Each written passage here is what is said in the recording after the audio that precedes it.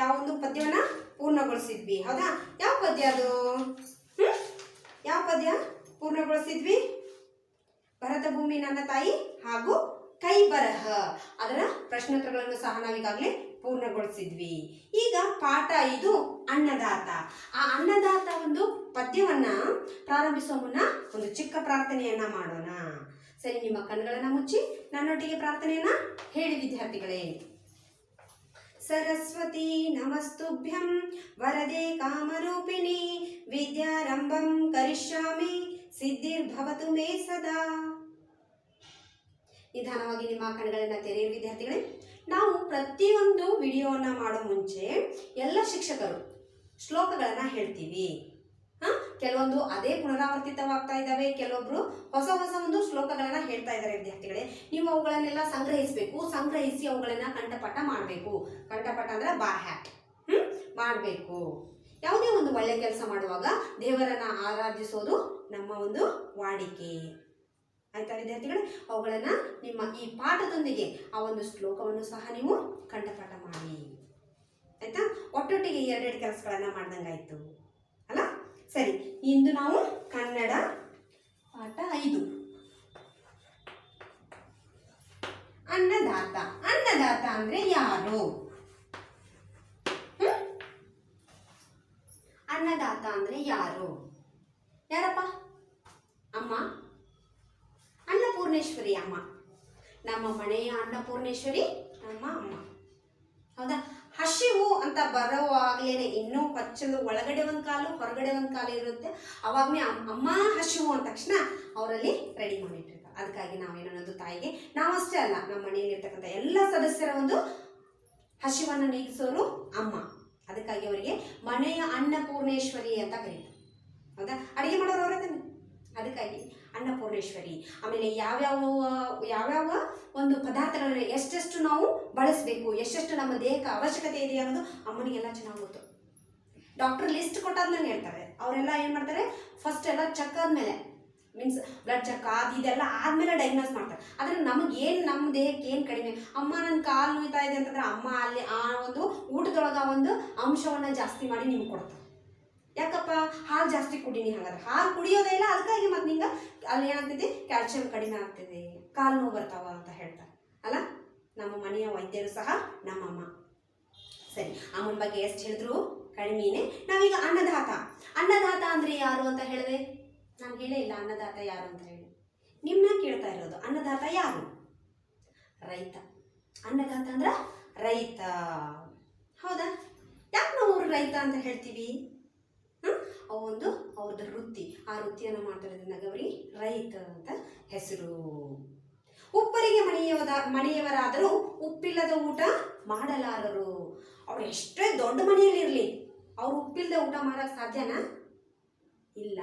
ಉಪ್ಪಿಗಿಂತ ರುಚಿ ಇಲ್ಲ ತಾಯಿಗಿಂತ ಬಂದಿಲ್ಲ, ಮತ್ತು ತಾಯಿ ಬಂದರೆ ಅಲ್ಲಿ. ಹೌದಾ? ಸರಿ ವಿದ್ಯಾರ್ಥಿಗಳೇ, ನಂತರ ಅಗರ್ಭ ಶ್ರೀಮಂತರಾದರೂ ಸಹ ಅನ್ನವಿಲ್ಲದೆ ಚಿನ್ನವನ್ನು ತಿನ್ನಲಾರ. ಎಷ್ಟೇ ಶ್ರೀಮಂತರಾದ್ರು ಅವರು ಮನೆಯಲ್ಲಿ ಎಷ್ಟೊಂದು ಬಂಗಾರವನ್ನು ಇಟ್ಟುಕೊಂಡ್ರು ಅವ್ರು ತಿನ್ನೋದು ಅನ್ನನೇ. ಬಂಗಾರವನ್ನು ತಿನ್ನೋಕೆ ಸಾಧ್ಯ ಇಲ್ಲ. ಹೌದಾ? ತಿನ್ನೋಕೆ ಸಾಧ್ಯನಾ? ಅದರಿಂದ ನಮ್ಮ ಹೊಟ್ಟೆ ತುಂಬುತ್ತಾ? ಇಲ್ಲ. ನಮ್ಮ ಒಂದು ಹಸಿವನ್ನು ಇಂಗಿಸೋದು, ನಮಗೆ ಒಂದು ಶಕ್ತಿಯನ್ನು ಕೊಡೋದು ಯಾವುದು? ಅನ್ನ.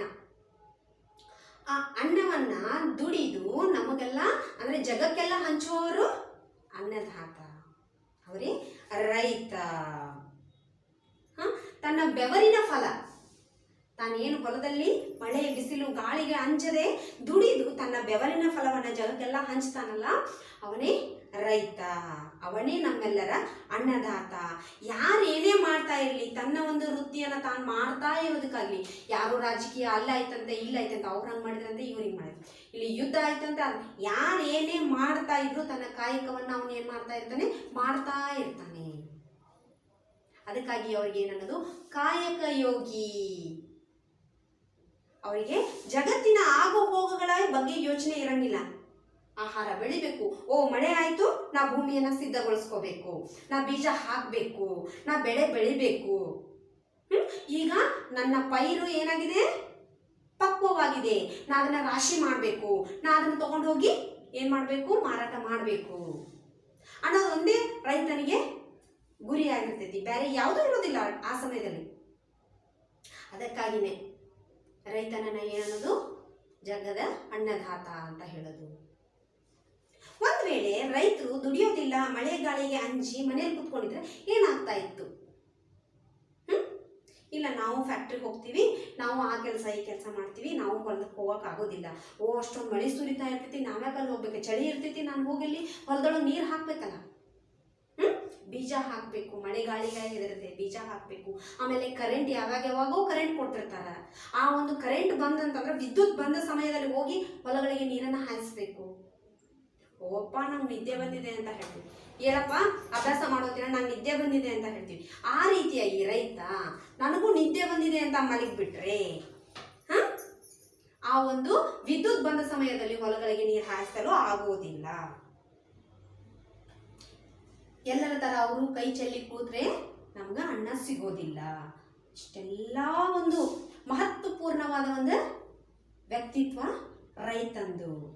ಸರಿ ವಿದ್ಯಾರ್ಥಿಗಳೇ, ಹಾಗಾದ್ರೆ ಈ ಒಂದು ಪದ್ಯ ಯಾರು ಬರೆದ್ರು? ಸತ್ಯಾರ್ಥಿ. ಯಾರು ಸತ್ಯಾರ್ಥಿ? ಆ ಒಬ್ಬ ಕವಿ ಪರಿಚಯವನ್ನ ನಾವೀಗ ಮಾಡ್ಕೊಳ್ಳೋಣ. ಕೃತಿಕಾರರ ಪರಿಚಯ. ಕೃತಿಕಾರರ ಪರಿಚಯ.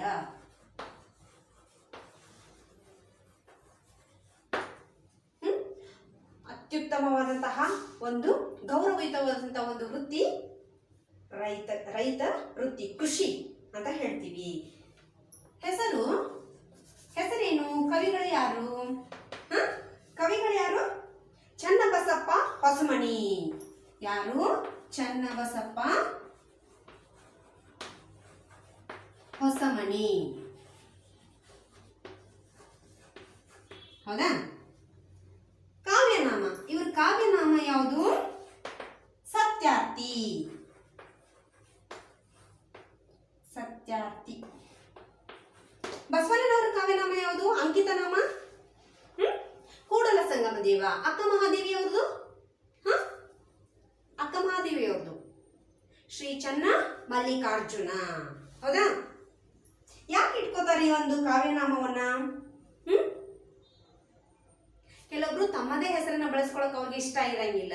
ಅದಕ್ಕಾಗಿ ಅವ್ರು ಏನ್ ಮಾಡ್ತಾರ, ಒಂದು ಕಾವ್ಯನಾಮ ತಮಗೆ ಇಷ್ಟವಾದಂತ ಒಂದು ಹೆಸರಿನೊಂದಿಗೆ ಏನ್ ಮಾಡ್ತಾರ, ತಮ್ಮನ್ನ ಗುರುತಿಸ್ಕೊಳಕ ಪ್ರಯತ್ನಿಸ್ತಾರ.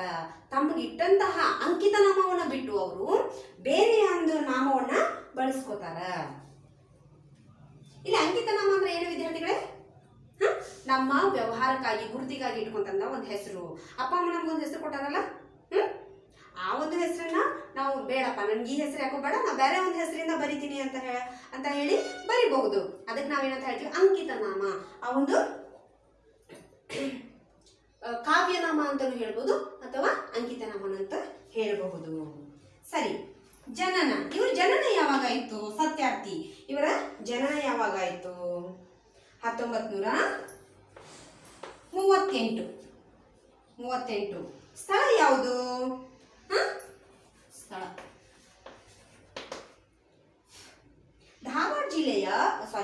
ಬೆಳಗಾವಿ ಜಿಲ್ಲೆಯ ಬೈಲಹೊಂಗಲ ತಾಲೂಕಿನ ಒಕ್ಕುಂದ ಗ್ರಾಮ. ಬೈಲಹೊಂಗಲ ತಾಲೂಕು, ಬೆಳಗಾವಿ ಜಿಲ್ಲೆ. ಬೆಳಗಾವಿ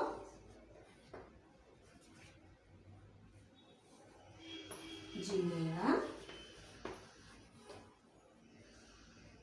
ಬೈಲಹೊಂಗಲ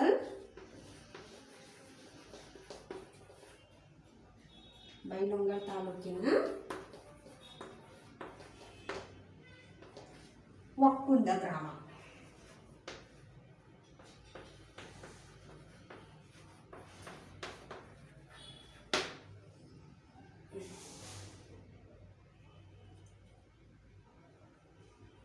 ಕೃತಿಗಳು. ಇವರ ಪ್ರಮುಖವಾದಂತಹ ಕೃತಿಗಳು ಯಾವ್ಯಾವು? ದಿವ್ಯಜೀವಿ, ಕಿತ್ತೂರು ವೀರಶ್ರೀ, ಮಕ್ಕಳ ಸೊಬಗು, ಪುಟ್ಟ ಭಾರತ, ಅನ್ನದಾತ ಮತ್ತು ಇತರೆ ಕವಿತೆಗಳು ಮುಂತಾದ ಕವನ ಸಂಕಲನಗಳನ್ನ ಮತ್ತು ಪುಟ್ಟ ಕನಸು ಎಂಬ ಮಕ್ಕಳ ಕಾದಂಬರಿಯನ್ನ, ವೀರ ಸ್ವರ್ಗದಲ್ಲಿ ಭಾರತೀಯರು, ತಿಳುಗನ್ನಡ ಕನ್ನಡತಿಯರು ಎಂಬ ನಾಟಕಗಳನ್ನು ರಚಿಸಿದ್ದಾರೆ. ಪ್ರಸ್ತುತ ಪದ್ಯವನ್ನು ಅನ್ನದಾತ ಇತರ ಕವಿತೆಗಳು ಕವನ ಸಂಕಲನದಿಂದ ಆರಿಸಿಕೊಳ್ಳಲಾಗಿದೆ. ಶ್ರೀಯುತರಿಗೆ ಇವರ ಅಭಿಮಾನಿ ಬಳಗ ಸತ್ಯಾರ್ಥಿ ಎನ್ನುವ ಅಭಿನಂದನಾ ಗ್ರಂಥವನ್ನು ಸಮರ್ಪಿಸಿದ್ದೆ. ಇವರ ಒಂದು ಅಭಿಮಾನಿಗಳಿಗೆ ಸತ್ಯಾರ್ಥಿ ಅನ್ನತಕ್ಕಂತಹ ಒಂದು ಕೃತಿಯನ್ನ ಅಭಿನಂದನಾ ಗ್ರಂಥವನ್ನ ಏನ್ ಮಾಡಿದ್ರು ಅಂತ ಕೊಟ್ರಂತೆ. ಸರಿ, ನಾಟಕ. ಇವ್ರು ಬರೆದಂತ ನಾಟಕ ಯಾವುದು?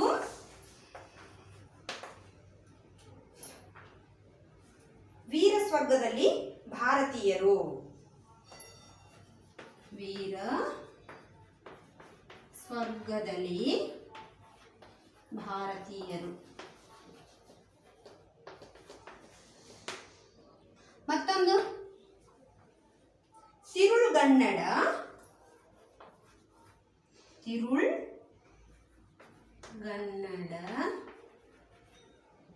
ಕನ್ನಡತಿಯರು.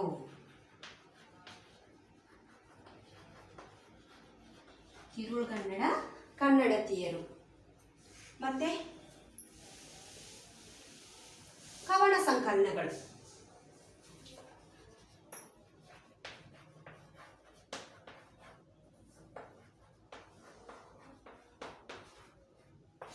ಕವನ ಸಂಕಲನಗಳು ಯಾವ್ಯಾವು? ದಿವ್ಯಜೀವಿ, ದಿವ್ಯಜೀವಿ. ಮತ್ತೆ ಕಿತ್ತೂರು ವೀರಶ್ರೀ, ಕಿತ್ತೂರು ವೀರಶ್ರೀ. ಮಕ್ಕಳ ಸೊಗಸು, ಮಕ್ಕಳ ಸೊಗಸು. ಪುಟ್ಟ ಭಾರತ, ಪುಟ್ಟ ಭಾರತ. ಹಾಗಾದ್ರೆ ಪ್ರಸ್ತುತ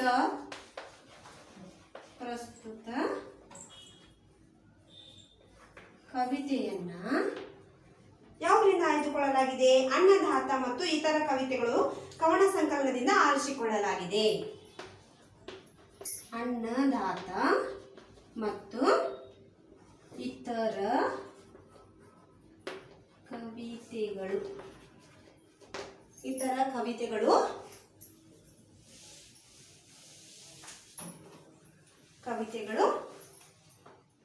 ಕವನ ಸಂಕಲನದಿಂದ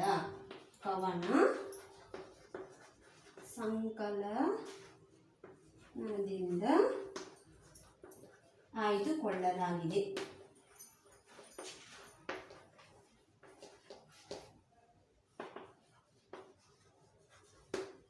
ಸರಿ ವಿದ್ಯಾರ್ಥಿಗಳು, ಇಷ್ಟು ಈ ಕವಿತೆಯನ್ನು ಬರೆದಂತಹ ಶ್ರೀ ಚನ್ನಬಸಪ್ಪ ಹೊಸಮನಿಯವರ ಪರಿಚಯ.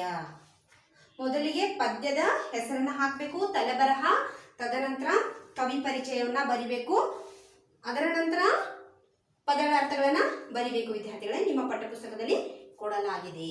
ಸರಿ, ಈ ಒಂದು ಪದವನ್ನ ನಾನೀಗ ಓದ್ತಾ ಹೋಗ್ತೀನಿ, ನೀವು ಬೆರಳನ್ನ ಇಡ್ತಾ ಬನ್ನಿ ವಿದ್ಯಾರ್ಥಿಗಳೇ. ಇವನೇ ನೋಡು ಅನ್ನದಾತ, ಹೊಲದಿ ದುಡಿದು ದುಡಿವನು, ನಾಡ ಜನರು ಬದುಕಲೆಂದು ದವಸ ಧಾನ್ಯ ಬೆಳೆಯುವನು. ಮಳೆಯ ಗುಡುಗು ಚಳಿಯ ನಡುಗು, ಬಿಸಿಲ ಬೇಗೆಗೆ ಸಹಿಸುತ್ತ, ಬೆವರ ಸುರಿಸಿ ಕಷ್ಟ ಸಹಿಸಿ ಒಂದೇ ಸಮನೆ ದುಡಿಯುತ್ತ, ಗಟ್ಟಿ ದೇಹ ದೊಡ್ಡ ಮನಸ್ಸು ದೇವನಿಂದ ಪಡೆದನು, ಯೋಗಿಯಾಗಿ ತ್ಯಾಗಿಯಾಗಿ ಅನ್ನ ನೀಡುತ್ತಿರುವನು. ಎತ್ತು ಎರಡು ಅವನ ಜೋಡು, ಕೂಡಿ ದುಡಿಯುವ ಗೆಳೆಯರು, ಹಿಕ್ಕು ಕುಗ್ಗು ಏನೇ ಇರಲಿ ಹೊಂದಿಕೊಂಡು ನಡೆವರು ಅಂತ ಅದ್ಭುತವಾದಂತಹ ಕವಿತೆ. ಹೌದಾ ವಿದ್ಯಾರ್ಥಿಗಳೇ? ಈ 4 ಪ್ಯಾರಾಗಳಲ್ಲಿ ಅವರು ರೈತನ ಜೀವನವನ್ನು ಏನ್ ಮಾಡಾರ ವಿವರಿಸ್ಬಿಟ್ಟಾರ. ಕೊಟ್ಟಿರೋ 4 ಪ್ಯಾರಾ, ಆದ್ರೆ ಬರೆದಿರುವಂತಹ ಆ ಒಂದೊಂದು ಪದಗಳಿಗೂ ನಾವು ಒಂದೊಂದು ಪುಟವನ್ನು ಸಹ ಬರೀಬಹುದು ಅಂತ ಒಂದು ಅರ್ಥಗರ್ಭಿತವಾದ ಸರಳ ಪದಗಳನ್ನ ಬಳಸ್ಕೊಂಡಾರ. ಹೌದಾ? ನೀವು ಸಹ ಚಿಕ್ಕ ಪುಟ್ಟ ಈ ಚುಟುಕುಗಳು, ನಗೆಹನಿಗಳು ಏನಂತ ಹೇಳ್ತೀವಲ್ಲ, ಅವುಗಳ ಬರೆಯುವ ರೂಢಿಯನ್ನ ಬೆಳೆಸ್ಕೋಬೇಕು ವಿದ್ಯಾರ್ಥಿಗಳೇ. ಯಾವಾಗ ನಿಮ್ಮಲ್ಲಿ ಆ ಪದಗಳ ಒಂದು ಸಂಗ್ರಹ ಜಾಸ್ತಿ ಆಗ್ತೈತಲ್ಲ, ಆವಾಗ ನಿಮ್ಗೆ ಬರೆಯುವಂತಹ ಸಾಮರ್ಥ್ಯ ಹೆಚ್ಚಾಗ್ತೈತಿ. ಅದಕ್ಕಾಗಿ ನಿಘಂಟು ಅಂದ್ರೆ ನಾವೇನು ಹೇಳ್ತೀವಿ, ನಿಘಂಟು, ಕನ್ನಡ ನಿಘಂಟು ಅಂತ ಹೇಳಿದ್ರೆ ಇಂಗ್ಲೀಷ್ನಲ್ಲಿ ಏನಂತ ಹೇಳ್ತೀವಿ? ಡಿಕ್ಷನರಿ. ಹೌದಾ. ಡಿಕ್ಷನರಿಯಲ್ಲಿ ನಾವೇನು ಮಾಡ್ತೀವಿ, ಪದಗಳ ಸಂಗ್ರಹಣೆ ಆಗ್ತೈತಿ. ಅದಕ್ಕಾಗಿ ನಾವು ಕನ್ನಡದೊಳಗೆ ಅದಕ್ಕೆ ನಿಘಂಟು ಅಂತ ಹೇಳ್ತೀವಿ. ಅದನ್ನು ಸಾಧ್ಯವಾದರೆ ನೀವೇನು ಮಾಡಬೇಕು, ಕನ್ನಡ ನಿಘಂಟನ್ನು ಖರೀದಿ ಮಾಡಿ ಅದರಲ್ಲಿರ್ತಕ್ಕಂಥ ಪದಗಳನ್ನು ದಿನಾಲು 5 ಪದಗಳನ್ನು ಅಥವಾ ನೀವು ಪಠ್ಯಪುಸ್ತಕ ಕೊಟ್ಟಿರ್ತಕ್ಕಂತಹ ಪದಗಳ ಅರ್ಥಗಳನ್ನು ಓದ್ತಾ ಬನ್ನಿ ವಿದ್ಯಾರ್ಥಿಗಳೇ. ನಿಘಂಟನ್ನು ಕೊಂಡ್ಕೊಳ್ಳೋಕ್ಕಾಗ್ತಾ ಇಲ್ಲ, ಹೋಗ್ಲಿ, ಈ ಕೊಟ್ಟಿರ್ತಕ್ಕಂತಹ ಪಠ್ಯಪುಸ್ತಕದಲ್ಲಿ ಕೊಟ್ಟಿರ್ತಕ್ಕಂತಹ ಪದಗಳ ಅರ್ಥಗಳನ್ನು 5 ದಿನ, ಯಾವುದೇ ಪಠ್ಯಪುಸ್ತಕ ಇರಲಿ, ಅದು ಕನ್ನಡ ಪಠ್ಯಪುಸ್ತಕ, ಅದು ಹಿಂದಿನ ತರಗತಿ ಆಗಿರ್ಬೋದು, ಈ ತರಗತಿ ಆಗಿರ್ಬೋದು, 5 ಪದಗಳನ್ನು ಬರೆಯುವಂತಹ ರೂಢಿಯನ್ನು ಹಾಕಿಕೊಳ್ಳಿ. ಸರಿ. ಇವನೇ ನೋಡು ಅನ್ನದಾತ, ಹೊಲದಿ ದುಡಿದೇ ದುಡಿಯುವನು, ನಾಡ ಜನರು ಬದುಕಲೆಂದು ದವಸ ಧಾನ್ಯ ಬೆಳೆವನು. ಇಲ್ಲಿ ಚಿತ್ರವನ್ನು ಕೊಡಲಾಗಿದೆ ವಿದ್ಯಾರ್ಥಿಗಳೇ. ಇವನೇ ನೋಡು ಅನ್ನದಾತ, ಹೊಲದಿ ದುಡಿದೇ ದುಡಿಯುವನು. ಅವನೇನ್ ಮಾಡ್ತಾನ, ಹೊಲದೊಳಗ ದುಡಿತಾನೆ ಇರ್ತಾನ. ನಾಡ ಜನರು ಬದುಕಲೆಂದು ದವಸ ಧಾನ್ಯ ಬೆಳೆವನು. ಜಗದ ಜನರು ಬದುಕಲೆ ಅಂತ ಏನ್ ಮಾಡಕತ್ತಾನ, ದವಸವನ್ನ, ಇಲ್ಲಿ ದವಸ ಅಂತ ಹೇಳಿದ್ರೆ ಕಾಳುಗಳು, ಧಾನ್ಯ ಬೆಳೆದೆ ಬೆಳೆವನು. ಮಳೆ ಗುಡುಗು ಚಳಿಯ ನಡುಗು. ಮಳೆ ಬರೋಕ್ಕಿಂತ ಮುಂಚೆ ಗುಡುಗು ಬರ್ತೈತಲ್ಲ, ಅದಕ್ಕೆ ಮಳೆಯ ಗುಡುಗಿಗೆ ಅಂಜೋದಿಲ್ಲ. ಚಳಿಗೆ ಅವನು ಏನ್ ಮಾಡೋದಿಲ್ಲ, ನಡಗೋದಿಲ್ಲ. ಬಿಸಿಲ ಬೇಗೆ ಸಹಿಸುತ್ತಾ. ಆ ಬಿಸಿಲು ಎಷ್ಟೇ ಇದ್ರೂ ಏನ್ ಮಾಡಂಗಿಲ್ಲ, ಬಿಸಿಲು ತುಂಬಾ ಇದೆ ಅಂತ ಹೇಳಿ ಸರಿದು ಕೂಡೋದಿಲ್ಲ. ಬೆವರು ಸುರಿಸಿ ಕಷ್ಟ ಸಹಿಸಿ ಒಂದೇ ಸಮನೆ ದುಡಿಯುತ್ತಾ. ಏನ್ ಮಾಡ್ತಾರ, ಸ್ವಲ್ಪ ಕೂತ್ಕೊಂಡ್ರು ಏನಾಗ್ತೈತಿ, ಸಮಯ ಹಾಳಾಗ್ತೈತಿ ಅಲ್ಲಿ ಅನ್ನೋ ಉದ್ದೇಶದಿಂದ ಏನ್ ಮಾಡ್ತಾನ, ಮಳೆ ಇರ್ಲಿ, ಬಿಸಿಲು ಇರ್ಲಿ, ಚಳಿ ಇರ್ಲಿ, ಅವುಗಳಿಗೆ ಲಕ್ಷ್ಯ ಕೊಡದೆ ತಾನೇನ್ ಮಾಡ್ತಾನ, ಸುಮ್ಮನೆ ಒಂದೇ ಸಮನೆ ದುಡಿಯುತ್ತಾ. ಗಟ್ಟಿ ದೇಹ ದೊಡ್ಡ ಮನಸ್ಸು, ದೇವನಿಂದ ಪಡೆದಿಹನು. ಇವನಿಗೆ ದೇವರು ಏನ್ ಮಾಡಾನ, ಗಟ್ಟಿ ದೇಹವನ್ನ ಕೊಟ್ಟಾನ, ದೊಡ್ಡ ಮನಸ್ಸನ್ನ ಕೊಟ್ಟಾನ. ದುಡಿಯಲು ಗಟ್ಟಿಯಾದಂತ ಶಕ್ತಿಯುತ ಶರೀರವನ್ನ ಕೊಟ್ಟಾನ. ಅಷ್ಟೇ ಗಟ್ಟಿ ಶರೀರದಲ್ಲಿ ದೊಡ್ಡ ಮನಸ್ಸನ್ನ ಕೊಟ್ಟಾನ. ನಮ್ಮ ಹೃದಯ ಇಷ್ಟ ಇರುತ್ತೆ ವಿದ್ಯಾರ್ಥಿಗಳು, ನಮ್ಮ ಎಡಗೈ ಮುಷ್ಟಿ ಅಷ್ಟೇ ಇರುತ್ತೆ. ಹೌದಾ. ಆ ಒಂದು ಎಲ್ಲರ ಹೃದಯ ಅಷ್ಟೇ ಇರೋದು, ನಿಮ್ಮ ಎಡಗೈ ಮುಷ್ಟಿ ಅಷ್ಟೇ ಇರೋದು.